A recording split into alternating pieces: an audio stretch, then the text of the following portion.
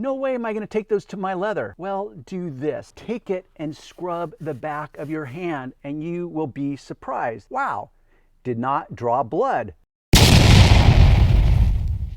Let me keep this super simple when it comes to scrub pad or scrub brush choice in cleaning your car leather. So we'll dissect this into two areas. You've got the big areas, the exposed areas, which I will call the heavy lifting, which also includes the heavy amount of dirt. I will default to a brush like this or a scrub pad like this. Those are my only two options. Now what I need to clarify for you, because if you were here in person, you would say, oh my gosh, those are very aggressive brushes. They're both made out of synthetic material. And if you were to feel them, you would be correct. You would, rightly so, come to the conclusion that these represent something that would be risky in cleaning leather, especially leather that you have labeled as very soft, very delicate, very expensive.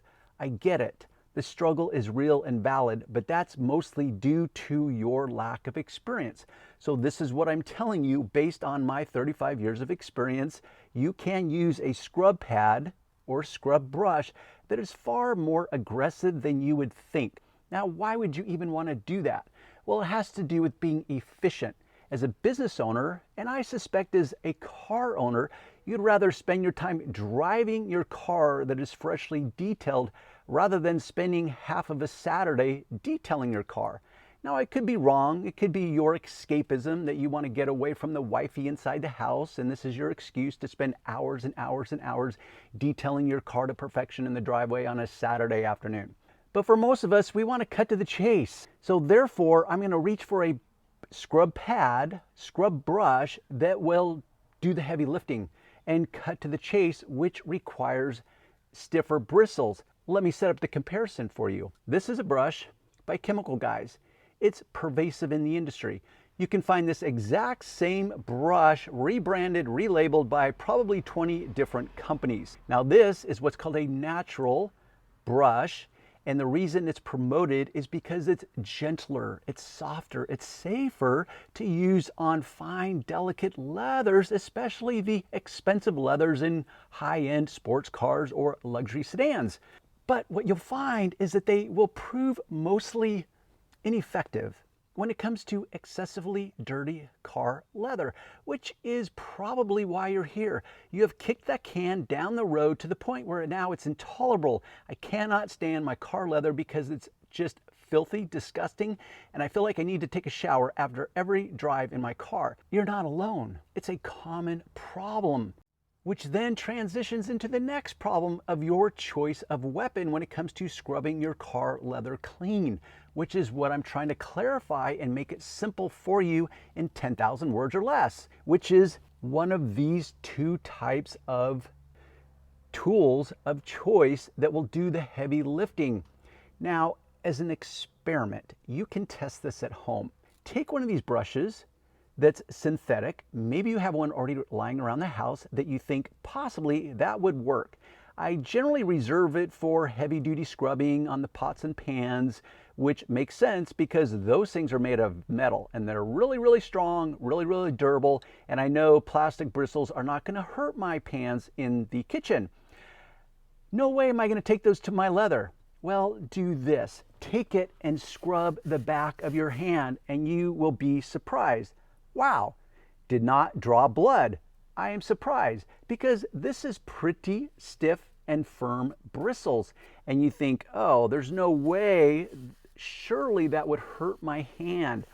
Now, if I sat here and did that long enough, hard enough, and fast enough, yes, eventually I'm going to wear my skin off and I'm going to draw blood.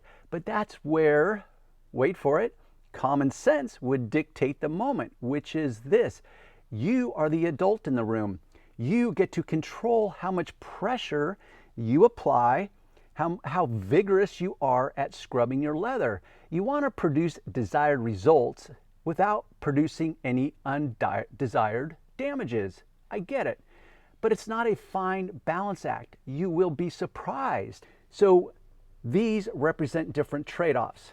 This has bristles, obviously, so it can get into the highs and lows of heavily textured leathers, which you might come across. Most leathers are what I would call a low or light amount of texture, which means the highs and the lows of the texture are not extreme. Therefore, a pad like this, which once again, you would feel this and say, hell no, way too aggressive for my leather and my car, Darren. But once again, take it to your hand and you will be surprised. Oh, wow, that doesn't draw blood either. Maybe I can use it on my car leather. And oh, wait, I am the adult. I am in charge. I do have agency. I can go in light. You don't have to go in hot right at first, especially if you're engaging in the moment with high levels of trepidation, high levels of fear, of the unknown. I get it. Once again, the struggle is real and valid, but that's where you finesse the moment. You go in, you test an area, which is kind of the default answer for everything. New product, new form of leather, new tool, doesn't matter. You're inexperienced, therefore you test it. There's many ways you can test it. Part of the way to test it is you don't go in hot. Go in light and finesse the area first so that you can verify, oh my gosh, this is very effective. Darren was indeed correct. And actually, it does not take that much pressure at all. Therefore, I am confident that I am cleaning my leather in an effective, efficient, and wait for it, a very safe manner. So literally, these are the only two types of brushes I carry around with me mostly. Honestly, I carry one of these, but literally I carried one for like 10 years and just never used it. It just was not a thing because it's just too gentle. It's just not aggressive enough. So at some point along the way, I decided, why am I carrying this? I never reach for it because I know that I can finesse either one of these tools to be appropriate based on the leather and the amount of dirt in which I'm dealing with. Now the other tools are these. These are the detailing tools, which means between the seams of the leather seating, door panels, this is where the details come in. The difference is always in the details. So obviously this brush is not going to fit into tight areas that either of these brushes will fit into. And really, I carried this many, many times. And what I found is the only time I used this was on spot treatments on upholstery, as in porous material and carpeting. I never used it on leather. I would reach for one of these to get inside the seams of leather to detail out those fine lines, the seams where panels connect or the stitching. So there is what Darren uses in his professional world to achieve effective results in both an efficient and safe manner. And now you know.